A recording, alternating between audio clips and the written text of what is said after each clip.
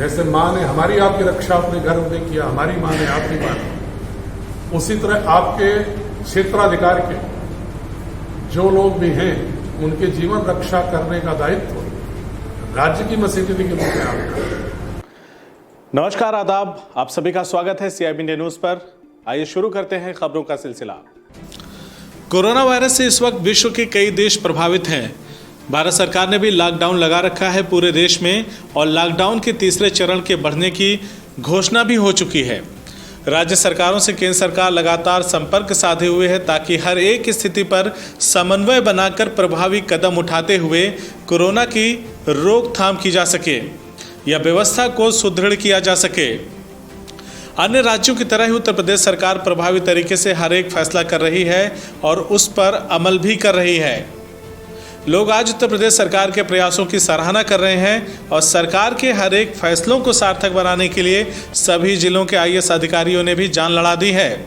ताकि जिले की जनता में सुरक्षा की भावना बनी रहे। लेकिन अगर बात हम करें उत्तर प्रदेश के आजमगढ़ जिले की, तो इस जिले में जिलाधिकारी के तौर पर एक ऐसा कर्मयोगी जनपद वासियों को मिला है जो आज मुश्किल की इस घड़ी में भी राजधर्म निभाने की बात करता है और सिर्फ खुद ही नहीं बल्कि अपने अधीनस्थों को राजधर्म का पालन करने के लिए भी इस तरह से प्रेरित करता है और लोगों को बताता हो कि जिस तरह से गर्भस्थ शिशु की रक्षा उसकी माँ किसी भी परिस्थिति में करती है, ठीक उसी तरह से हमने भी अपने जनपद के लोगों की रक्षा और उनकी सुरक्षा करनी है और उन्हें किसी भी बात की तकलीफ ना हो इसका भी ख्याल रखना है। इस मुश्किल के वक्त में भी राजधर्म की बात करना, उसकी शिक्षा देना और उसके अनुपालन के लिए क्या तरीके हो सकते हैं, इसके लिए अपने महकमे के लोगों को प्रशिक्षित करना हर किसी के बूते की बात नहीं। लेकिन अगर ये बात उस महान व्यक्तित्व के बारे में कही जा रही हो जिसका नाम NP सिंह है, तो कुछ भी संभव हो सकता है। जी हाँ, ठीक सुना आपने, NP सिंह,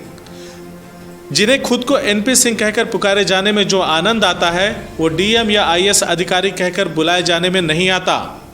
NP सिंह के सामने शायद मुश्किलें, बाधाएं छोटी लगने लगती हैं, क्योंकि जिस सहजता और धैर्य से NP सिंह हर एक समस्या का निवारण करते हैं वो अद्भुत है, अद्वितीय है। जिले की जनता ने NP सिंह के कई रूप देखे हैं। किसी को उनमें शिक्षक दिखता है, तो किसी को विद्वान, तो किसी को दार्शनिक, तो किसी को मनोविज्ञान के गूढ़ रहस्यों को समझने वाला ज्ञाता। खैर, आज आजमगढ़ जिले के ठेकमा के सराय मोहन में सुशीला राय महिला महाविद्यालय में NP सिंह का एक अलग ही रूप देखने को मिला, जब वो किसी शिक्षक की तरह ब्लैक बोर्ड, जिसे श्यामपट भी कहा जाता है, उस पर थ्योरी बेस पर आसान तरीके से डिजास्टर प्लान के बारे में क्षेत्र के लेखपालों को प्रशिक्षित कर रहे थे। डिजास्टर के वक्त जिलाधिकारी अपने जिले का डिजास्टर कमांडेंट होता है, सो कमांडेंट साहब ने अपने मातहतों की पाठशाला लगाकर उनको डिजास्टर में काम करने के तौर तरीके और उनके फार्मूले समझा रहे थे। और यहीं पर उन्होंने राजधर्म की ऐसी परिभाषा बताई जिसे जिसने भी सुना वो पूरी जिंदगी नहीं भूल सकता। उन्होंने कहा कि भीष्म पितामह ने युधिष्ठिर से कहा कि सबसे बड़ा राजधर्म ये है कि राज्य के प्रत्येक व्यक्ति की जीवन की रक्षा राज्य को उसी तरह से करनी चाहिए जैसे एक गर्भस्थ माँ अपने शिशु की रक्षा करती है। पहले आप भी सुनिए कि उन्होंने क्या कहा। भगवान कृष्ण ने युधिष्ठिर से कहा युद्ध समाप्ति के बाद कि राजधर्म की दीक्षा भीष्म पितामह से लो। भीष्म पितामह ने शांति पर्व है महाभारत का, उन्होंने शांति पर्व में जितनी भी दीक्षाएं दी हैं उसमें उसका उल्लेख है। उसमें एक महत्वपूर्ण पंक्ति जो मुझे हमेशा स्मृति में रहती है जब से नौकरी ज्वाइन किया, जिसमें लिखा था कि भीष्म पितामह ने कहा युधिष्ठिर से कि सबसे बड़ा राजधर्म यह है कि राज्य के प्रत्येक व्यक्ति की जीवन रक्षा राज्य को उसी तरह करनी चाहिए जैसे मां अपने गर्भस्थ शिशु की रक्षा करती है। जैसे मां अपने गर्भ में बच्चे की रक्षा करती है, जैसे मां ने हमारी आपकी रक्षा अपने गर्भ में किया, हमारी मां ने आपकी मां ने, उसी तरह आपके क्षेत्राधिकार के जो लोग भी हैं उनके जीवन रक्षा करने का दायित्व राज्य की मशीनरी के रूप में आपका है। अगर ये भाव अंगीकृत करेंगे तो कोई जीरो एरर रहेगा और आपदा में किसी को नुकसान नहीं। बहुत सारे ऐसे लोग मिलेंगे जो लाल कार्ड होल्डर हैं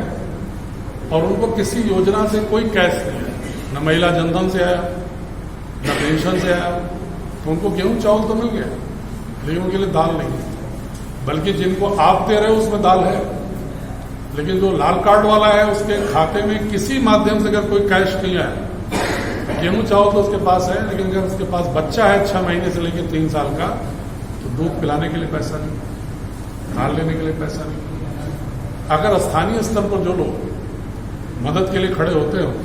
उनको प्रेरित करो कि इस तरह का सेलेक्ट करके जो असली जरूरत है और जिस चीज की जरूरत है उस पर मदद करें और घर घर जाके मदद करें। क्योंकि अगर आप भीड़ में इकट्ठा करते हो, घर जाके मदद नहीं करते हो, उनकी फोटो फेसबुक पर अपलोड करते हो, किसी फोटो को देखिए, देने वाले का चेहरा और लेने वाले का चेहरा दोनों मनुष्य, लेकिन दोनों की बॉडी लैंग्वेज में आपको बहुत डिफरेंस देखेगा। क्योंकि लेने वाले को भले ही सरकार की सहायता मिल रही है लेकिन उसे ऐसा लगता है जैसे किसी से प्राप्त कर रहा है, तो उसके चेहरे पर एक बॉडी लैंग्वेज नेगेटिव है, हताश। इसलिए मैंने मना किया था एक 8-10-15 दिन पहले, जो भी लीजिए फोटो वो डॉक्यूमेंट ऑफिशियल के लिए लीजिए, घर घर जाके दीजिए, भीड़ जुटा के उसका खुददारी पर आंच होता है और कभी भी जो बांटते हैं उसको अपने फेसबुक पर किसी पब्लिक प्लेटफॉर्म डोमेन पर अपने ऑफिशियल डॉक्यूमेंटेशन के लिए रखिए। और कोई जनप्रतिनिधि भी बांटते हैं उनको अपील करें कि आप घर घर दीजिए, परमिशन लेके दीजिए और जो हमने चिन्हित किया है वास्तव में इन परिवारों को किस चीज की जरूरत है उसको दीजिए। हमारा गेहूं चावल पर्याप्त है, वो भी आटा बांटते फिर रहे, क्या फायदा? उन्हें देना है तो दाल दें, उन्हें देना है तो गुड़ दें, चना दें, तेल दें, मसाले दें और उनको दें जिनके खाते में किसी माध्यम से राशन तो फ्री मिल ही रहा है, कम से कम 5 किलो चावल तो सबको फ्री मिले हर यूनिट। तो वो कम से कम जिनके खाते में एक भी पैसा नहीं आया है उनको दाल वाल खरीदने के लिए अगर कोई समस्या है तो उसको दें। मैंने जो जनपद स्तर पर धनराशि इकट्ठी हुई आपदा निधि में उसमें 16 लाख के हमने लाल कार्ड की गर्भवती महिलाओं और लाल कार्ड वाले अतिपोषित बच्चों के 5,000 परिवारों को आंगनबाड़ी के माध्यम से अपने यहाँ से पैकेट बनवा के हमने भिजवाए। अभी हमने 5,000 नेस्ले के डिब्बे खरीदवाए दूध, जो लाल कार्ड होल्डर या मुशहरों मजदूरों की बस्तियों में जिनके पास किसी भी योजना से कैश पैसा नहीं आया होगा उनके बच्चों के लिए जो 6 महीने से 3 साल के बच्चे हैं जिनके यहाँ, वो भी देश के भविष्य हैं।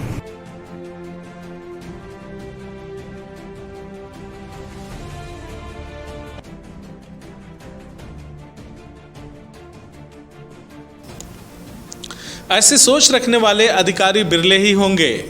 जो सिर्फ सोते जागते जनपद के लोगों की फिक्र में लगे रहते हैं।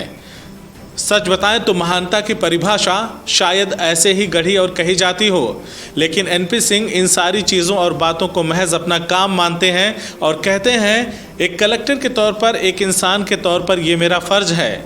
कि मेरे ज़िले में रहने वाले प्रत्येक नागरिक को मैं समान रूप से उसका ख्याल रख सकूं और किसी भी मुश्किल के समय जिस तरह से एक माँ अपने बच्चे का ख्याल रखती है, ठीक उसी तरह से हमारी भी जिम्मेदारी है कि हम अपने लोगों का वैसे ही ख्याल रखें।